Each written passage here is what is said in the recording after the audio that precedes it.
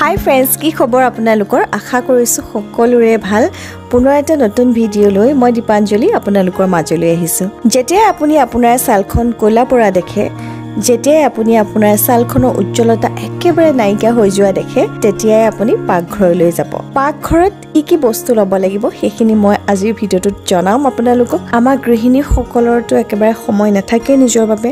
মই আপোনালোকক কওঁ, নিজৰ বাবে অকণমান সময় উলিয়াব।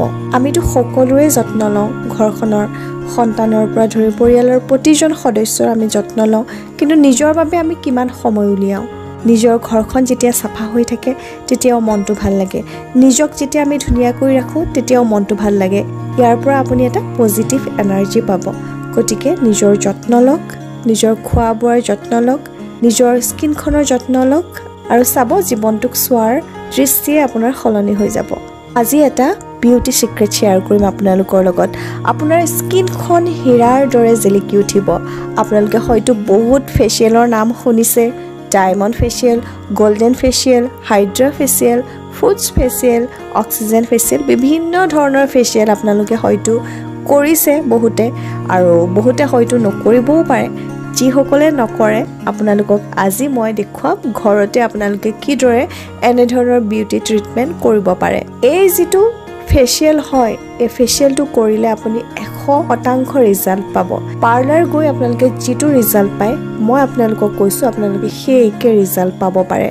ইয়াৰ কাৰণে মাত্ৰ অকণমান সময় দিব লাগিব। এদিন কৰিব, 15 দিনৰ মূৰত, আৰু ৰাতি কৰিব। এই ফেচিয়েলটো 15 বছৰৰ পৰা বয়সস্থ লোকসকলেও কৰিব পাৰে। যদি আপোনাৰ বিয়াত যাবলগীয়া আছে, পাৰ্টিত যাবলগীয়া আছে, আপোনালোকে আগদিনাখন এই ফেচিয়েলটো কৰিব পাৰে। যেতিয়ালৈকে আমাৰ সমস্যাবোৰ নাহে তেতিয়ালৈকে কিন্তু আমি আমাৰ ছালখনৰ প্ৰতিপাল নকৰোঁ। ভগৱানে আমাক প্ৰত্যেককে এখন ধুনীয়া, এখন সুন্দৰ ছাল দিছে। আমি প্ৰতিপাল নকৰাৰ কাৰণেহে কিন্তু আমাৰ ছালৰ সমস্যাবোৰে দেখা দিয়ে, আৰু যেতিয়াই ছালৰ সমস্যাবোৰে দেখা দিয়ে তেতিয়াই কিন্তু আমি ইয়াৰ সমাধানৰ পিছত দৌৰি থাকোঁ। ছালৰ সমস্যাৰ নহাৰ আগতে আপুনি যত্ন লওক। নিয়ৰবা লাইফষ্টাইল চেনেলটোত মই কেৱল প্ৰাকৃতিক সামগ্ৰীয়ে কিদৰে ছাল আৰু চুলিৰ যত্ন ল'ব লাগে এনেধৰণৰ মই ভিডিঅ' শ্বেয়াৰ কৰোঁ। আৰু সকলোকে ধন্যবাদ জনাইছোঁ। আমাৰ পৰিয়ালৰ সদস্য বৰ্তমান 1,27,000 প্ৰাকৃতিকভাৱে ঘৰুৱা পদ্ধতিত মই বিভিন্ন ধৰণৰ স্কিন ট্ৰিটমেণ্ট বা ফেচিয়েলৰ বিষয়ে আপোনালোকক জনাই থাকোঁ আৰু জনাই থাকিম, যিয়ে আপোনাৰ ছালখনৰ কোনো ধৰণৰ অনিষ্ট নকৰে। আৰু যিসকলৰ চেঞ্চিটিভ স্কিন হয় তেওঁলোকে পেটছ টেষ্ট কৰি চাব। কিছুমান সামগ্ৰী থাকিব পাৰে যিয়ে আপোনাৰ স্কিনত শ্বুট নকৰিবও পাৰে। এইখিনি মই মোৰ ভিউৱাৰ্ছসকলক মই জনাই থাকোঁ। তেনেহ'লে ব'লক পলম নকৰি আৰম্ভ কৰোঁ আজিৰ ভিডিঅ'টো। ফেচিয়েলত আমি 4টা ষ্টেপ কৰিব লাগিব। ক্লিনজিং, তাৰপিছত আমি স্ক্ৰাব কৰিম, মাছাজ ক্ৰীম আমি তৈয়াৰ কৰিম, আৰু শেষত পেক। ফেচিয়েলটো কৰাৰ আগত আপোনালোকে যদি ফেচ ৱাছ কৰিব বিচাৰে ফেচ ৱাছো কৰি ল'ব পাৰে। DIY এটা ক্লিনজাৰ শ্বেয়াৰ কৰিব বিচাৰিছোঁ। এতিয়া ব'লক আমি ক্লিনজাৰটো তৈয়াৰ কৰি লওঁ। ক্লিনজাৰটো তৈয়াৰ কৰিবৰ কাৰণে মই লৈছোঁ কেঁচা গাখীৰ লৈছোঁ, আৰু ইয়াত মই হালধি গুড়ি ব্যৱহাৰ কৰিম।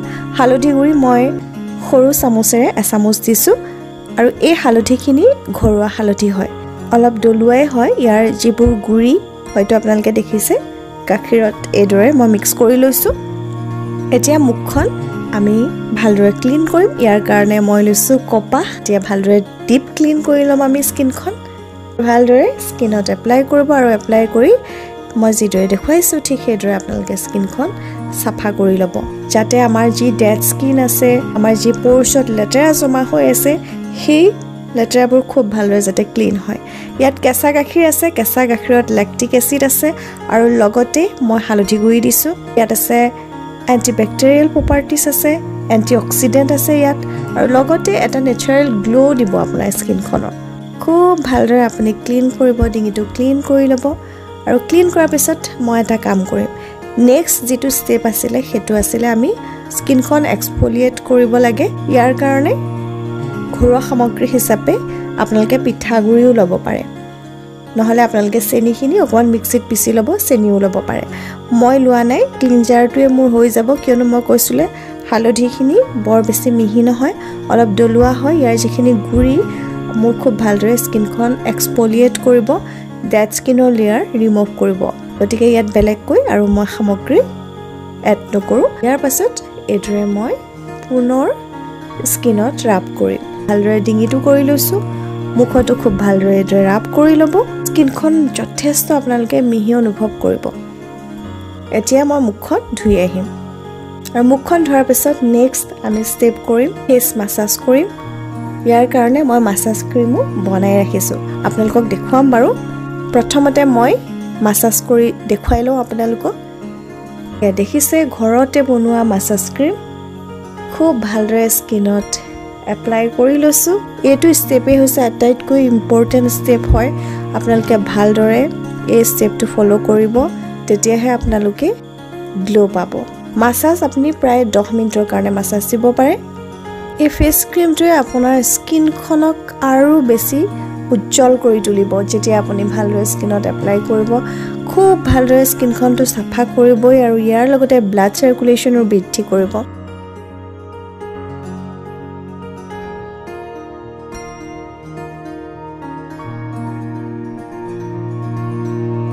আৰু 10 মিনিট দিব আপোনালোকে মই ভিডিঅ'ত আপোনালোকক দেখুৱাইছোঁ আপোনালোকে 10 মিনিট দিব আৰু ইয়াৰ পাছতে মুখখন ধুই লম আৰু শেষত আমি এটা পেক লগাম স্কিনত এটো মই ঘৰুৱা সামগ্ৰীয়ে বনাইছোঁ পেকটো স্কিনত এড্ৰাই এপ্লাই কৰিলোঁ 10 মিনিটৰ কাৰণে স্কিনত ৰাখি থম পেকটো অলপ শুকাবলৈ দিম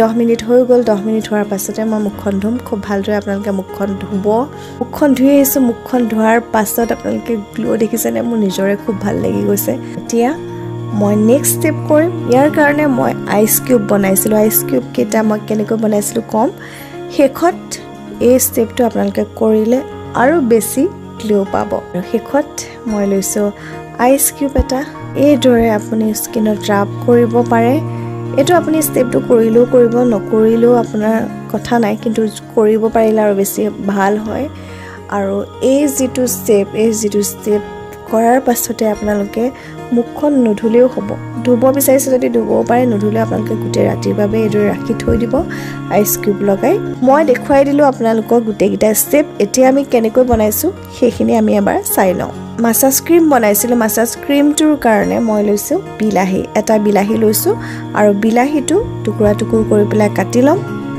মুখৰ দাগৰ কাৰণেও খুব ভাল দেই বিলাহী আপোনালোকে ব্যৱহাৰ কৰিব পাৰে যিসকলৰ মুখত দাগ আছে মিক্সিত বিলাহীখিনি দি দিছোঁ আৰু ইয়াৰ পাছতে দিছোঁ বেচন ডাঙৰ চামুচেৰে মই 2 চামুচ বেচন দিছোঁ বেচনেটো আপোনাৰ স্কিনত কিমান গ্লো আনিব আপোনালোকে সকলোৱে জানেই শেষত দিছোঁ কেঁচা গাখীৰ মিক্সিত ইয়াৰ এটা পেষ্ট বনাই ল'ম মাসাজ ক্ৰীমটো বনাবৰ কাৰণে মই যেটো ক্লিনজাৰ লৈছিলোঁ তাতটো কেঁচা গাখীৰ আৰু হালধি আছিলে ইয়াৰ ওপৰতে মই ইয়াৰ পেষ্ট ল'ম আৰু ইয়াত ল'ম মই এলোভেৰা জেল হৈছে পতঞ্জলি এলোভেৰা জেল এতিয়া খুব ভালদৰে মিক্স কৰি ল'ম দেখিলেনে খুব ধুনীয়া এটা ক্ৰীম মাসাজ ক্ৰীম আমাৰ তৈয়াৰ হৈ গ'ল আৰু ইয়াৰ পাছত যেটো মই পেক লগাইছিলোঁ পেকটো লগাবলৈ কি সামগ্ৰী মই ব্যৱহাৰ কৰিছোঁ বলক চাই লওঁ পেকটো মই তৈয়াৰ কৰিবৰ কাৰণে মই লৈছোঁ চাউল লৈছোঁ আৰু চাউলখিনি মই এটা চচত লৈ লৈছোঁ ভালদৰে ধুই ল'ব চাউলখিনি আৰু এতিয়া ইয়াত পানী এড কৰি পেলাই আমি বইল কৰিম বহুত বেছি সময় বইল নকৰোঁ ইয়াৰ যিখিনি পানী এই পানীখিনি আমাক প্ৰয়োজন হয় কোৰিয়ান চাইনিজ মহিলাসকলৰ বিউটি সিক্ৰেট হয় চাউলখিনি অলপ সিজিছে আৰু এই পানীখিনি আমাক প্ৰয়োজন আছিল আৰু এতিয়া মই গেছটো অফ কৰি দিম ঠাণ্ডা হোৱাৰ পাছতে এখন মই আইচ ট্ৰে লৈছোঁ আইচ ট্ৰে এখনত মই ইয়াৰ আইচ কিউব বনাইছিলোঁ এই পানীখিনি মই ব্যৱহাৰ কৰিম এতিয়া ফ্ৰিজত ৰাখি থম ইয়াৰ আইচ কিউব তৈয়াৰ হ'ব আৰু এই ৰৈ যোৱা যিখিনি আপোনালোকে চাউল দেখিছিলে এতিয়া সিজিছেও চাউলখিনি মিক্সিত আপোনালোকে খুব ভালদৰে ইয়াৰ পেষ্ট এটা বনাই ল'ব ইয়াত কিন্তু আপোনালোকে ভিটামিন ই অইল এড কৰিব পাৰে যদি আপোনাৰ ওচৰত বাদাম তেল আছে বাদাম তেল বহুত ভাল হয় বাদাম তেল ব্যৱহাৰ কৰিব আৰু যদি নাই ভিটামিন ই অইল ব্যৱহাৰ কৰিব পাৰে ভিটামিন ই অইল আকৌ প্ৰত্যেকৰে স্কিনত সুট নকৰে আপোনালোকে এবাৰ চাই ল'ব যদি আপোনাৰ স্কিনত সুট কৰে তেতিয়া আপোনালোকে ভিটামিন ই অইল ইয়াৰ লগত ব্যৱহাৰ কৰিব পাৰে ফ্ৰেন্ডছ কেনেকুৱা লাগিলে আজি এই ভিডিঅ'টো মোক কমেন্ট কৰি ক'বলৈ নাপাহৰিব যদি ভাল লাগিলে ভিডিঅ'টো প্লিজ লাইক কৰিব যিমান পাৰে শ্বেয়াৰ কৰিব আপোনাৰ ফ্ৰেন্ড চাৰ্কুলৰ মাজত আৰু এটা নতুন ভিডিঅ' লৈ মই দীপাঞ্জলি পুনৰ আহিম আপোনালোকৰ মাজলৈ আজিৰ ভিডিঅ'টো ইমানতে শেষ কৰিছোঁ ধন্যবাদ